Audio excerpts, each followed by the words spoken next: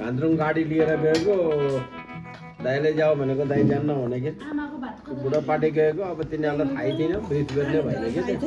गान्द्रुङबाट माछा पुछ्रे देख्छ नि गान्द्रुङबाट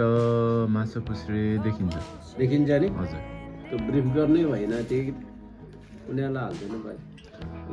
गुड मर्निङ एभ्रिवान हामीहरूलाई त तिहार लागिसक्यो मामा माइजू भाउजू खाना सर्भ गर्नुहुँदैछ ह्याप्पी तिहार मामा thank you same to you everybody के हुँदैछ आज कसरी मनाउने आज हामीहरूले अब यो भाइटिका हो के अरे भन्दाखेरि दिदीहरू बहिनीहरूले टिका लगाए यता गरिदेऊ न कस्तो ऊ भन्छ के रवि दाई ह्याप्पी तिहार ह्याप्पी दिवाली माइजू ह्याप्पी तिहार ह्याप्पी दिवाली अब तिम्रो पनि त्यसैमा आउँछ ह्याप्पी दिवाली आफ्नो फोटो आइन भन्छ आज माइजूको फोटो हालिदियो त सबै कता कता जान्छ हाम्रो टिका त छैन योपालि योपालि टिका छैन भाइ सन्तानमा टिका नभएको खानापिनाको लागि चाहिँ नि हामी तिहार भए त्यसो भएर दिदी बहिनीहरूले टिका लगाउने वस्तुहरू यो आएको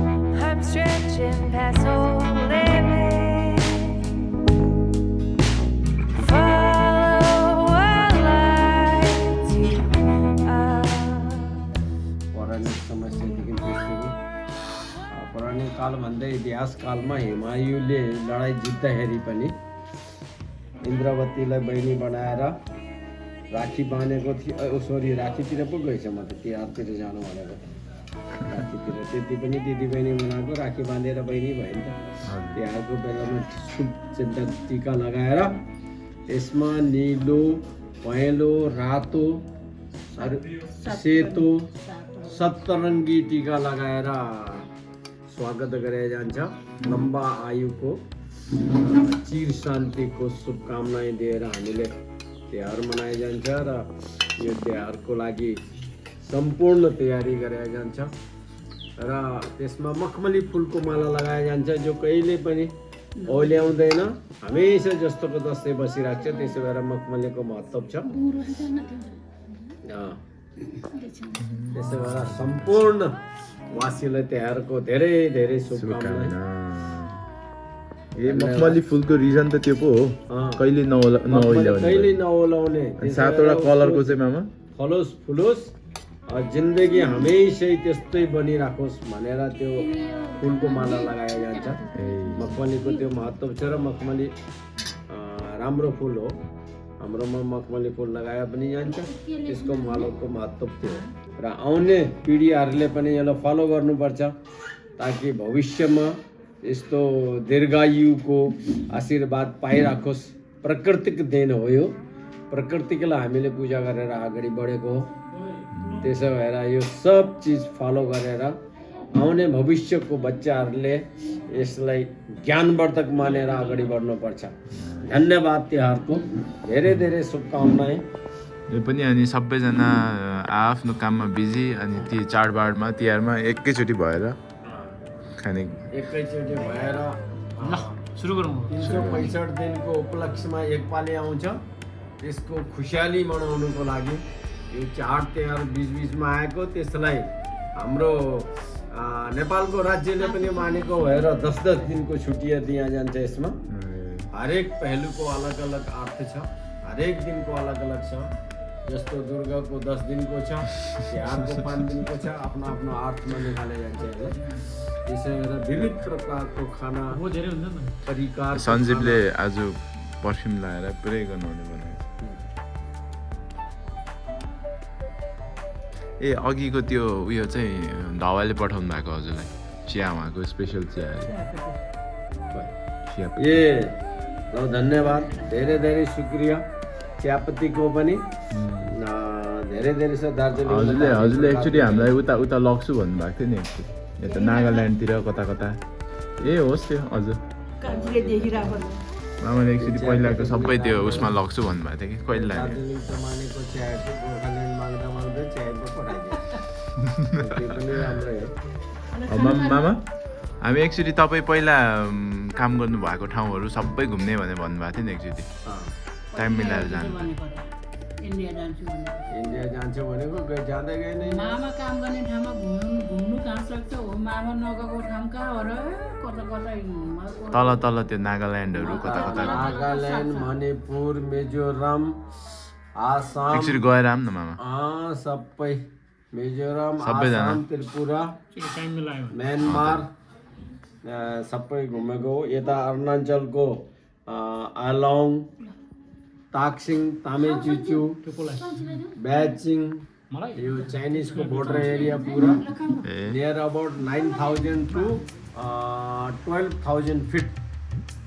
तक हामीले बर्फलाई इलाकामा यहाँ त केही पनि होइन तर यहाँको मैले आएर गुरुङ पिक्चरमा देख्यो अहिले त्यो जहाँ गुराँसको फुल फुल्छ त्यस्तो फुल त हो भाँतोमा अनेक प्रकारको फुल रातो पहेँलो निलो भातकोलाई मामासँग त अर्को भिडियोमा मजाले कुरा गर्नुपर्छ के आज भाउजूले बनाउनु भएको छ के बनाउनु भएको छ भाउजू यो बटुका बटुका यो रोटी अनि यता मानेको सेलरोटी मानेको बटुका यो आलु अचार यता चिकन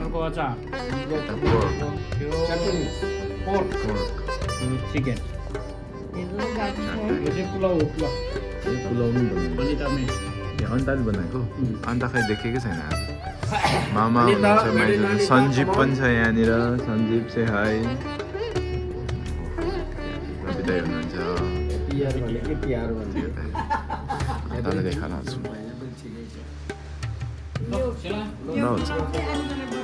अन्त मेड पुलाउ इज कुक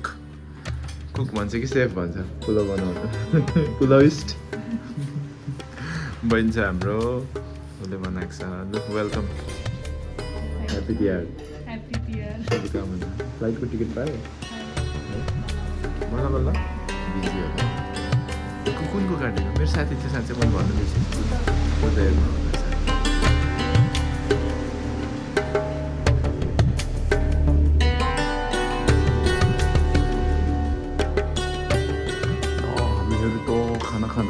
खाँदा बेलुका भइसक्यो पटक्क पड्काउनलाई माथि आइछौँ यता घरमा त कोही नरहेछ क्या दाइ ओहो झिलिमिली भएछ त कति चिसो ओहो कति झिलिमिली भएछ है यहाँबाट बल्ल देख्दो रहेछ त ड्रोन उडाउनु पर्ने भएछ नि त कति राम्रो देखेको बहिनीले भोलि कहिले जाने रे तिमी फ्राइडे जाँदाखेरि काठमाडौँको देखिहाल्छ नि बिहानमै तर बिहानमै हुने होला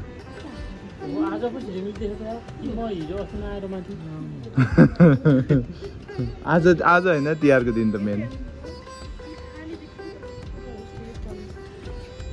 कति टाढा बोलेको जस्तो देखेको यो तालचोकको टावरको बत्ती कि टाढा त्यहाँको होइन र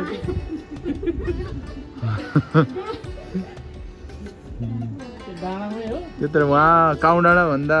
काउँ डाँडा कि कालिका डाँडाको खै यत्तिकै राखेको होला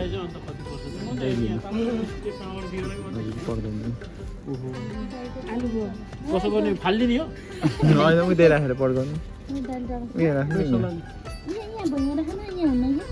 दाइले पटक्का पड्काउनु उछिटे खानु फेरि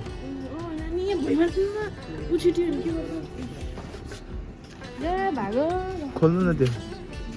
यतिकै सल्काइदिनुहुन्छ यतिकै सल्काउने हो कि खोल्ने हो यो खोल्नु न मलाई त के थाहा त यो ल र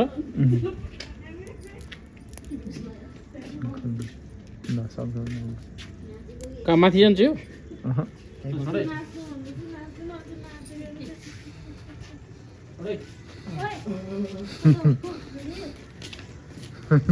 डराएर भागिन्छ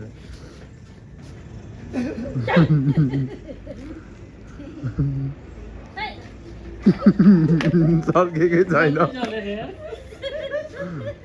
फड्केला है दाइ त्यहाँ पुग्ने बेलामा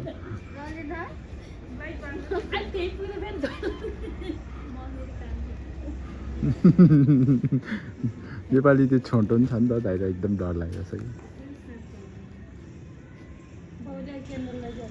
सर आइहाल्छ है दाइ त हेर्नु चरा